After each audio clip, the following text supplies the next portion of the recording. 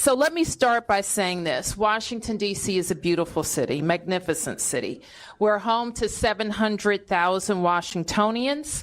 We welcome millions of visitors every year from around our nation and around the world. We have the nation's premier park system, fantastic public schools, including a free and robust pre-K program starting at age 3. We have a tremendous public transportation system, and we have hardworking people here who are raising families, starting businesses, and hiring workers. So it's very important to me that for all who live here and visit here, just know how beautiful our city is and how proud we are of all that we've accomplished here. We're unique in other ways as well. Though we pay taxes, in fact, we pay more than most states per capita. We're not a state. We don't control the DC National Guard. We don't have senators or full autonomy. Limited home rule gives the federal government the ability to intrude on our autonomy in many ways. I've said before, and I'll repeat, that I believe that the president's view of DC is shaped by his COVID-era experience during his first term. And it is true that those were more challenging times related to some issues.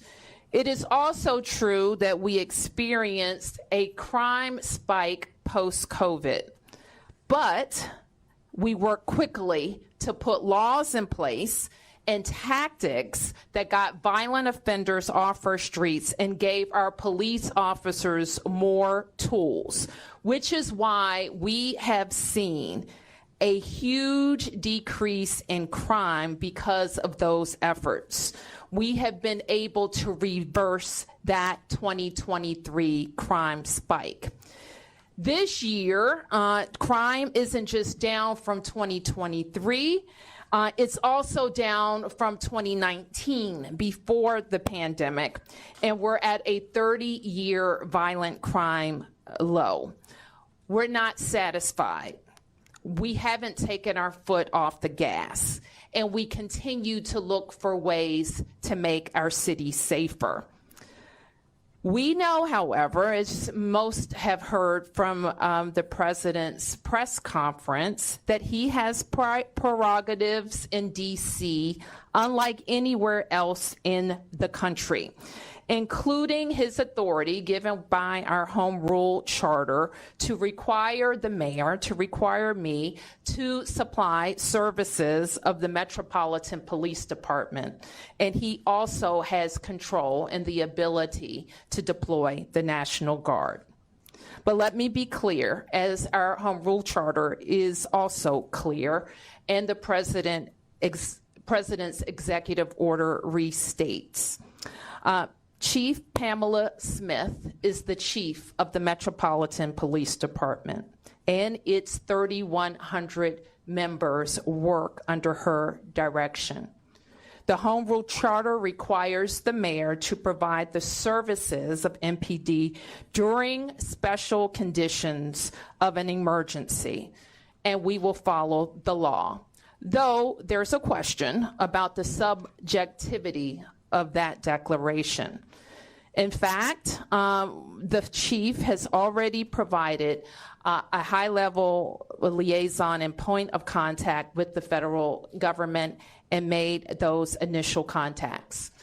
The executive order is also clear that the president has delegated his authority to make requests of us to Attorney General Pam Bondi.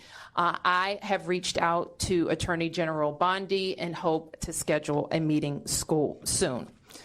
My message to residents is this. We know that access to our democracy is tenuous. That is why you have heard me and many Washingtonians before me advocate for full statehood for the District of Columbia. We are American citizens. Our families go to war. We pay taxes and we uphold the responsibilities of citizenship. And while this action today is unsettling and unprecedented, I can't say that given some of the rhetoric of the past, that we're totally surprised.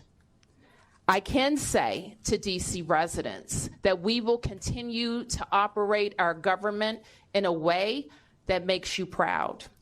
We will balance our budgets. We will deploy our services. Our kids are going to start school on August 25th.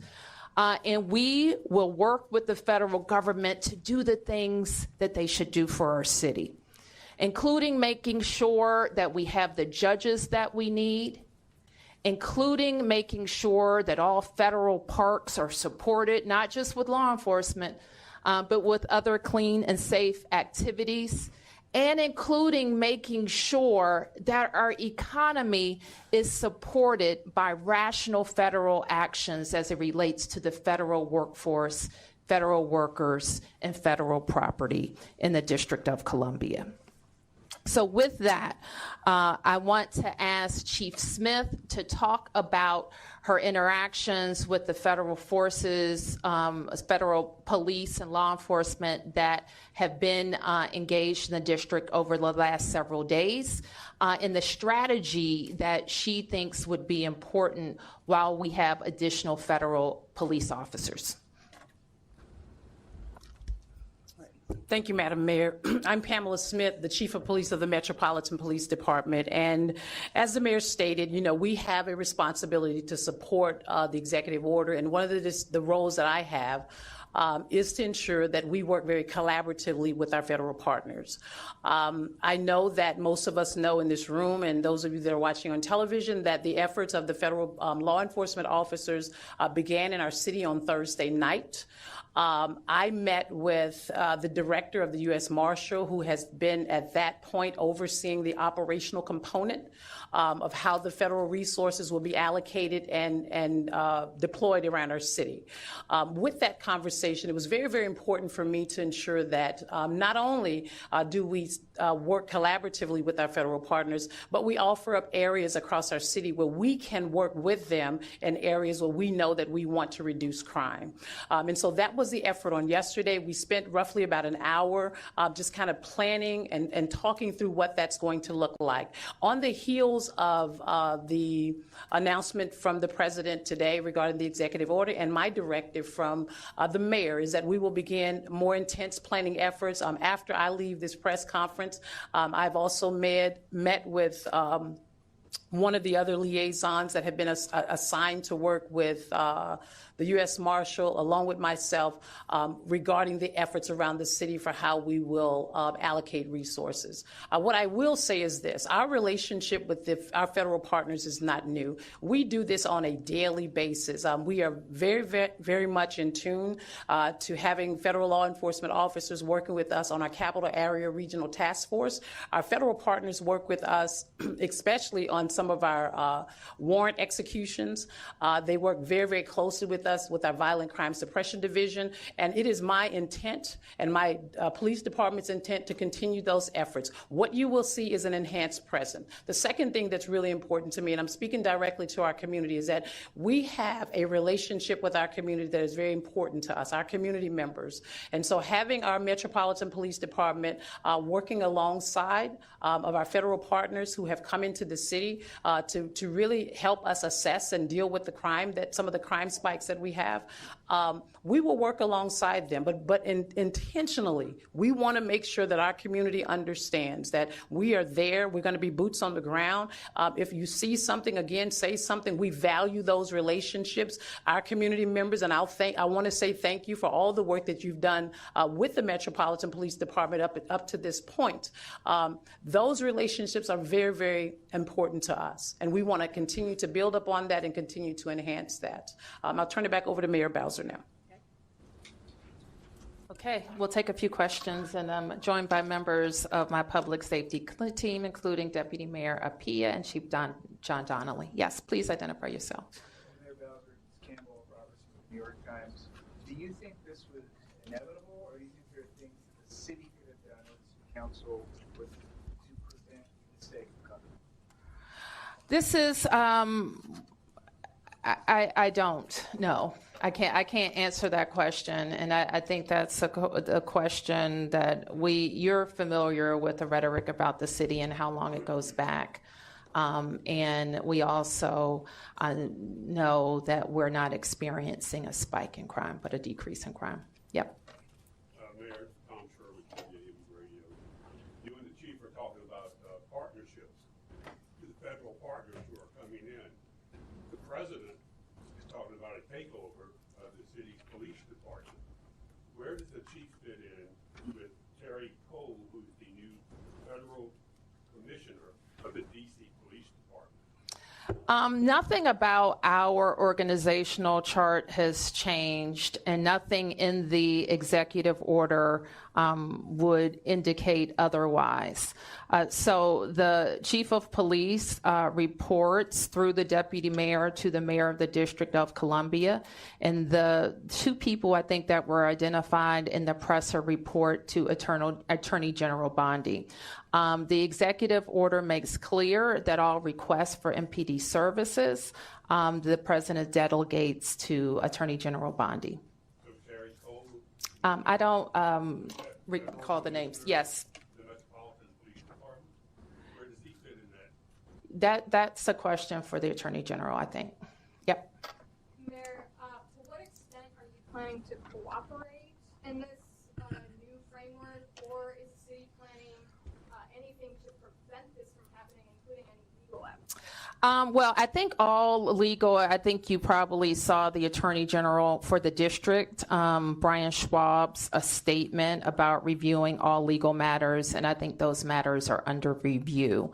The plain language, however, of the Home Rule Charter indicates that there is a declared emergency. It allows the president, it authorizes the president to make those requests. And it says the mayor shall comply with those requests. So, yeah. Marielle with DC News Now. Are there any concerns that, with this rhetoric that we have MPD, the National Guard, possible other law enforcement agencies on the ground, that there will be confusion about who's in charge, who these officers answer to, and how people should respond if approached by any of those people? Well, we should note, and we have been advised, and we will continue to make this clear that this is needed in our city, that all law enforcement be identifiable by a uniform, a badge, a jacket, so that people know that they are law enforcement. And the chief, in her coordination with the kind of the command on the federal side, will make clear kind of how the protocols for response. And if there's any additional information we need to get out to the public, we will. But the main point is this: everybody should follow the law, the police and the community. And that's the case now. It was the case last week, and it was the case the week before that. So nothing has changed about that. Yep. Would you be able to respond to a statement that came out from the DC Police Union? They've come out saying that they stand with the president and that they have also said that crime is spiraling out of control. They're also calling for the president to go even further and repeal some of the legislation that DC Council passed in 2020. I'm afraid I haven't seen that statement yet, so I don't want to comment on it. We have, worked very closely with the DC Police Union. Some issues they've advanced, I've totally agreed with. Others I haven't.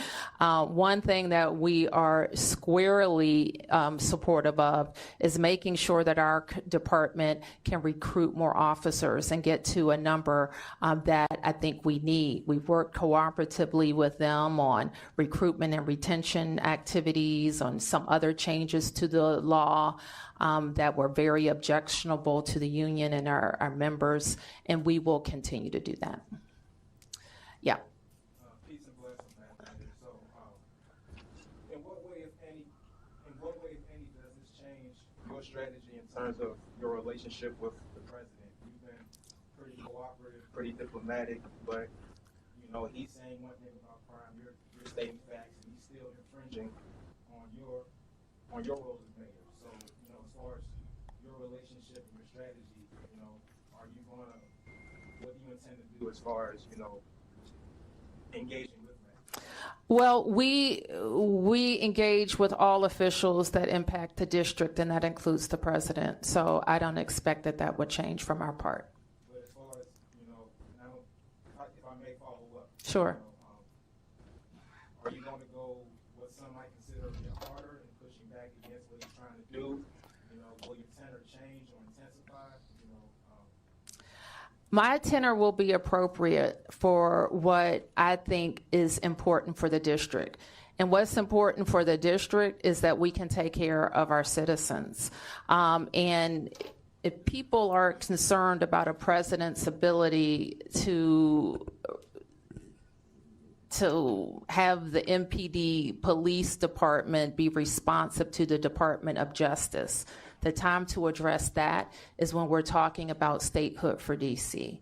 If people are concerned about the president being able to move the National Guard into our city, the time to do that would have been when the Congress had a bill that it could have given control of the DC National Guard to DC. So there are things that when a city is not a state and not fully autonomous and doesn't have senators, that the federal government can do. Yep. Yep. Just to follow on his question, you at times in President Trump's first term were more confrontational with him, especially in 2020. You've tried to be more cooperative this time. Any second thoughts about that approach? And are you planning any sort of defiance, symbolic or whatever, in light of this? Well, I would refer you to the law. Home Rule Charter, he referred to it. I would refer you to the executive order. And so everything that we have said maintains my authority given by the Home Rule Charter. Yep. Josh Chapin, Channel 7. I just want to be clear also that this ramp up, this emergency we're talking about is a brief period. It's a 30-day period, am I right? The charter gives him the ability to do it for 30 days, yes. And, so that means cooperating with whatever he wants to do. Well, it means that we follow the law, and that the MPD follows the law as well as all of the federal officials who are here. It's also important and we will do this in our communications with them, understand like what they're looking to see. So the fact that we have more law enforcement and presence in neighborhoods, that could not, that may be positive if people are, if it's a positive action. So that's what the executive order says. Yeah, Mark. A couple quick questions. Do you know, will the National Guard be armed? I don't know. And then, what if the Attorney General directs the Chief of Police to redirect sources to do something that you and the Chief disagree with? For instance, redirect resources from east of the river to the federal enclave or something like that. Will you comply with, you say you're going to follow the law, and you say you want to be cooperative. What if you get a directive from the White House with the Attorney General that you just steadfastly don't agree with and think it's the wrong move and would jeopardize public safety in other neighborhoods? Will you comply? I don't have any reason to think that at this point, Mark, so I don't want to speculate about that. The executive order, as is the Home Rule Charter, is pretty clear that the directives the requests have to be related to federal purposes. And then can I ask, the president threatened to use not just the National Guard, but the military, to bring the United States military, federal troops into the District of Columbia if needed. Can you respond to that threat? I mean, we're in uncharted waters already. A lot of people are seeing this as the first step in an assault on home rule, which the president has threatened. He's been making these threats since last year, and now he's carrying through with them. There's no reason to believe he won't go further. What do you say to the president about his threat to bring the military, not just National Guard, but the military? We don't, and I think I speak for all Americans, we don't believe it's legal to use the American military against American citizens on American soil. I'm not a lawyer, and but I think that's a fairly widely held fact. And so, but we've seen them move, I think, active military into California. So it's a question. We've seen active military on the borders of D.C. some years ago, and we don't believe that our military should be used against American citizens. Yes? Mayor Bowser, can you talk a little bit about the communication that you did receive before this morning? Did you know what this announcement was going to be before today? And can you just talk about the communication writ large before today? And secondarily, what do you say to DC residents who wanted to hear more from you, specifically in the last 5 days, being forthright, speaking to press and media? Can you just talk DC residents know I'm forthright. That's not a question. DC residents know that, and this press corps should know I speak to you all the time. So you should know that as well. And your question was, when I did not know that the request of MPD would be made. I believed that they would announce that they were going to call up the National Guard. I had one brief phone call related to the National Guard issue over the weekend. Mayor, Yes. Can you identify yourself? Okay. Can you tell us what your main challenges are going to be? Chief Smith and the DC Police working with officials, and are you concerned that any federal official overseeing the DC Police Department is not going to know the city as well as Chief Smith and your officers? Chief Smith oversees the MPD, and all of the requests and coordination for the federal request. I don't really have a doubt that is going to, among those officials who are law enforcement officials who have experience working together, I don't have a big concern about that communication and coordination happening. Who hasn't? Yep. Hi, Emma Huber with the Washington Post. During the news conference this morning, President Trump spoke about how he wanted to empower DC police to hit back harder. Are you aware of any changes in the works to MPD's use of force policies? And does that kind of rhetoric, how do you feel about that kind of rhetoric? Our police officers are highly professional, well-trained officers that we support with training throughout their careers.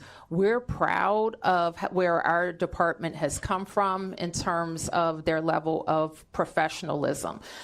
So they're trained in constitutional policing, and that is our expectation. Yes. Hold on, you passed the question one more. Just to follow up on that. Yeah.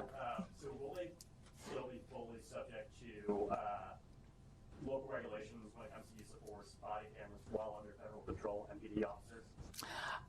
MPD reports to the chief of police, and they are subject to DC and local laws as well as federal laws. And that will continue even under this plan? Yes. Yes. Emiliana with News Nation. You said earlier that they did not tell you about this announcement before it happened today. Did the White House or the president bring up their concerns with crime before last week? The president talks about crime all the time. Specifically in D.C.? Yes. Have you not heard the president from the campaign trail? In every conversation I had with him, we're always briefing the president on our progress. In fact, my first meeting with him after he was elected the second time, we went over the crime trends. We went over how we're seeing decreases. So the president is read in on our efforts. Who hasn't? Yep, over here. Associated Press. A lot of this seems to be perceptions of what constitutes an emergency. The White House and the administration says there's an obvious emergency. Your administration, which numbers, the council says there is not an emergency here. How do you solve that? Is there an arbitration option? Where does it go from here? Because it feels like, do you agree that it comes down to what constitutes an emergency? What's next? Well, what I would point you to is the Home Rule Charter that gives the president the ability to determine the conditions of an emergency. Now, we could contest that, but the authority is pretty broad. And so, like, if you wanted to say the most outrageous thing, one might say, well, I won't say that. It could be something very small. Like, I'm not saying that that's what he's doing, but it could be. And if he deems it and he puts the meat around it and the argument around what he thinks is an emergency. When we think of emergencies, it usually involves surges in crime or crime that's not being responsive, or tools that we have that we can't use in the normal course. That's what, when we use an emergency, that's what it's for. Yep. Over and out 9, ABC News National. Wanted to see if you could respond directly to some of what the president said this morning. Do you agree or have any thoughts on the picture he's painting? He said that there are, quote, bloodthirsty criminals, end quote, or roving mobs of wild youth, end quote. He also said that DC police can do whatever the hell they want, end quote. Are you okay with that? What does that mean? Do you have any response to him or the White House talking about the DC crime stats? I mean, I think I've already addressed all of those questions. Anything else? Yep. Scott Gumman with WTOP. This morning was described as a federal takeover of MPD. It sounds like you're describing this as Chief Smith is still in charge and everything will run through the department. What will this look like on a day-to-day basis as it relates to what has transpired here? What can people expect to see? Is this an instance where you all work collaboratively for big events and this is something comparable to that? No, I don't, it's not like that. It's not like the Special Events Task Force where we work together. And I think I don't want to minimize what was said. And I don't want to minimize the intrusion on our autonomy because it is very different than working a special event. So that is not what we're trying to do. But I think the chief, and I'll turn to her in a second to talk to you about what she thinks is going to be most helpful to MPD. I want to believe I answered the question a little bit earlier, but I think what's helpful to us is that we come together and we look at data, we look at intelligence when it comes to crime across our city, violent crimes as well as property crimes. And so there are other things that the federal government is also very useful for, useful in supporting us, and that is in the city is warrants, right? The execution of warrants, the U.S. Marshals holds those. This will be an opportunity for us to come together and collaborate on being able to go out and execute warrants. As we think about over the past, came in 2 years ago, 5 years prior, we looked at some of our data where we saw an increase in violent crime in certain areas across our city. We designated those areas as a homicide reduction partnership plan with some of our federal officers. What we'll do in that space is we'll enhance that presence. The other thing is that most of you know we have a nightlife task force. U Street, we have a lot of tourists, residents, individuals who come into our city on a Thursday night, Friday night, or Saturday night and enjoy the nightlife culture. We will also be able to utilize that enhanced presence in and around that area and any other crime trends that we might see that will go forth. We have our drug-free zones where we also align our federal partners in those spaces as well as our juvenile curfew zones. May I just follow up quickly, Chief? So again, this morning it's being described as a federal takeover. You all are describing it as an opportunity to enhance the crime prevention strategies you have in place. To the community who's confused about the discrepancies, where does it fall? Well, I just articulated to you where it falls. And what I mean by that is that with respect to the 2 federal partners who will be working alongside me, the operations and the administrative liaison, we have a meeting scheduled for today right after this meeting, and we will be able to create an operational plan for our city that will continue to keep our city safe. Chief Smith, I just have one question. You just broke the rule. Maybe somebody else haven't asked the question already. Okay, is that it? Okay, all right. Question. Yes, sir. Data a lot we've talked about. Data's come from MPD saying that crime has been going down. However, this morning Trump did cite a report where a sergeant was accused of messing with the crime numbers. So would you be able to respond to some of what Trump said directly this morning? Well, I cannot respond to any internal investigations, and I think, as you know, we do not talk about personnel actions with regards to our personnel. Sam. No problem. Two-part question. For me? Yes. Okay. And this is in regards to the youth. What is your professional assessment of how NPD has handled the so-called youth takeovers? And I guess the second part of my question might be more appropriate for the mayor, but Well, can I ask the first question? Then you can ask the mayor the second question. I think when it comes to the juveniles, and I've said this, you know, I'm very passionate about young people who are going to do great things in our city, and we have a lot of young people who are moving in that trajectory and in that space. The problem is we have a small subset of young people who do not. And I've said to parents, you need to know where your children are. We've talked about this over and over again. The mayor has enacted an executive order so that I, as the chief, can designate juvenile curfew zones around our city so that we can still give young people the opportunity to be able to be in those spaces based on what the laws and the regulations state, but we won't allow the disruptive behavior. And we've seen that time and time again. We've looked at intelligence, we've looked at data. Sometimes we look at things that are on social media to help guide our decisions. We want young people to be safe in our city. We want them to be able to enjoy the activities of our city, but we're not going to tolerate that kind of criminal activity that we've seen in the past. The juvenile curfew zone that was enacted, we've seen a decrease in our juvenile participation in those locations. no doubt. And Madam Mayor, Yes. if I may, how effective would it be to federalize crimes that you commit? Because we keep hearing that from the U.S. Attorney, the U.S. Attorney for D.C., but how effective would that be as a crime prevention strategy? Well, I have had a pretty. We had a meeting with the U.S. Attorney for the Janine Pirro last week, and she does have a lot of interest in juvenile crimes and how her office can be more engaged. What I committed to her then was having some conversations around the laws that she's concerned about with members of the council and seeing if there's any possibility of a omnibus to change that. With regard to who prosecutes or what crimes she can prosecute, that's not a local law change. That would be a congressional change. So am I hearing you correctly? Am I hearing you correctly in saying that you would embrace change in those three laws? I have a position on at least 2 or 3 of those I can refer you to. I would, because I'm going to get them mixed up in my head right now, but I will be happy to share that with you. Okay, I'll take a few more. Yep. Mary, along with those laws that Sam was just talking about earlier today, we also heard a focus on DC's bail system, being a cashless bail system. Was that part of your discussion?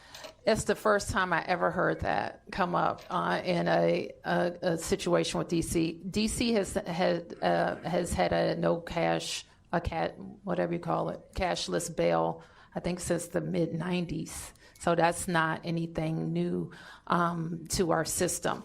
We do, and you know, that I was very, very focused in the last 2 years on having the council pass laws that would allow judges to hold violent offenders, those accused of a violent offense, pre-trial. And I believe that provision has led to our very substantial decrease in shootings and homicides. Yep. I wonder if you could specifically speak to some of the concerns that U.S. Attorney Pirro has raised about her perception of lenient sentencing for youth charged with violent crimes. Do you think that's an issue? And as she suggested, potentially charging in some instances prosecuting youth as adults, is that a potential solution, or do you agree with that? Well, the U.S. Attorney has the ability to prosecute youth for some crimes as adults.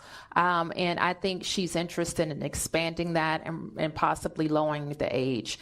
what I committed to her to do was look at all of the what's allowable in the law now, the types of crimes, working with the council, and working on some changes. So do you agree with her, though, that has to be expanded, or do you think that is an unhelpful solution?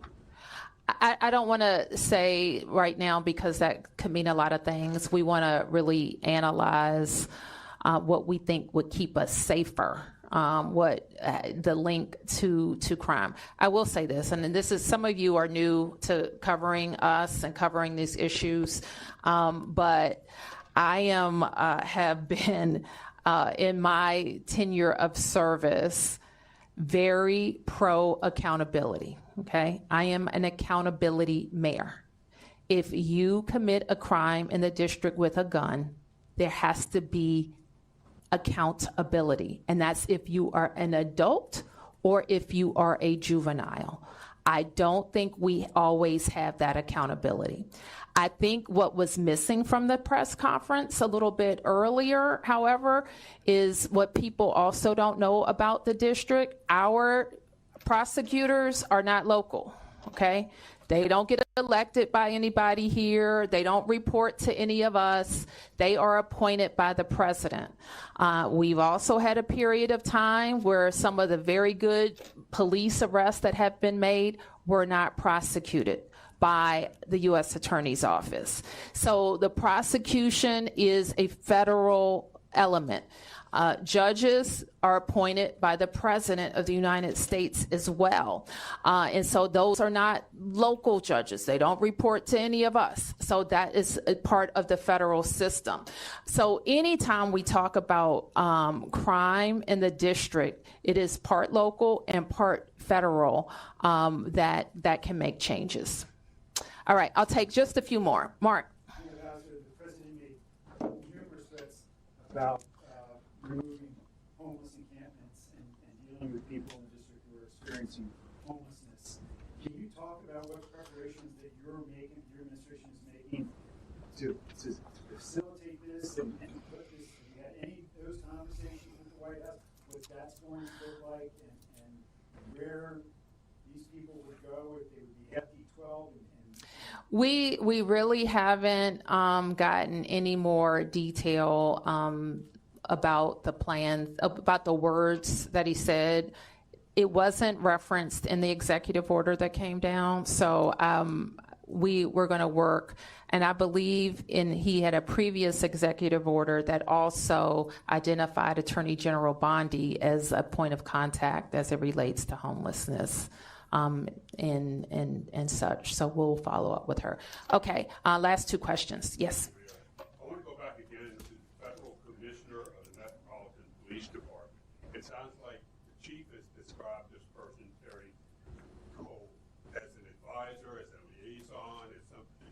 The president, people were saying that person, this Terry Cole, is going to be in charge of it. I can't really comment on that, Tom. I can only tell you what's in the executive order, and that's what controls. Yep. Will DMA just be coordinating with law enforcement? Can you identify yourself? Hi, I'm a street sense reading. Okay. What's your name? Maddie Kessler. Okay. Thanks, Maddie. Yeah. Will DMA just be coordinating with law enforcement when it comes to increasing chemical clearance for disaster war? And then if AG Bondi directs local law enforcement to arrest people experiencing homelessness out of DC, will Chief Smith comply? Well, let me just say what MPD needs to be focused on, and it's violent crime. We simply, like our force, when the chief deploys every day and every night, is focused on people who are committing crimes in the district. So I'll leave it at that. Yeah, one more if I could. Okay. You testified to Congress after the 2020 racial justice protests when there was concern that Trump might take control over MPD at that time, but that would be a complete disaster, and that you were worried that you're going to lose control of the city. Can you reflect on this moment today? Do you feel that you're at risk of losing control of the city? Are you worried this is going to be a complete disaster? I'm going to work every day to make sure it's not a complete disaster. Let me put it that way. And I think that with Chief Smith's leadership and her expertise in both the federal space and the local space, we are going to do our level best to maintain, as the chief talked about, to maintain the trust that DC residents have in us. What could be a disaster is if we lose communities who won't call the police. That could be a disaster. Well, it would be a disaster if communities won't talk to the police if a crime has been committed and could help solve that crime. That could be a disaster. It would be a disaster if people who aren't committing crimes are antagonized into committing crimes. That would be a disaster. So we're going to work every day to get this emergency put to an end. I'll call it the so-called emergency, and continue to do our work. And at the same time, make sure that if these are like the law enforcement officers who are called, they're leaving their homes, their towns, maybe doing double shifts. If our National Guard are deployed, they're leaving their primary mission to come. We don't want their time to be wasted. We want to be strategic and work with them. But I'll end by saying this. If we know the tools that are available to the district if we are experiencing a surge in crime. And I put them in place before. It includes curfews. I've asked the council to pass emergency legislation. I've asked the Congress for additional funds. We've done all of those things. So there's nobody here, and certainly nobody who works for me, who wants to tolerate any level of crime. And I know it's frustrating sometimes to hear if I say our crime numbers have gone down, yet you've been a victim of crime. It doesn't matter to you if crime has gone down, if you were a victim or you know someone who is a victim. So we understand that. We work every day to stop crime. Thank you, everybody.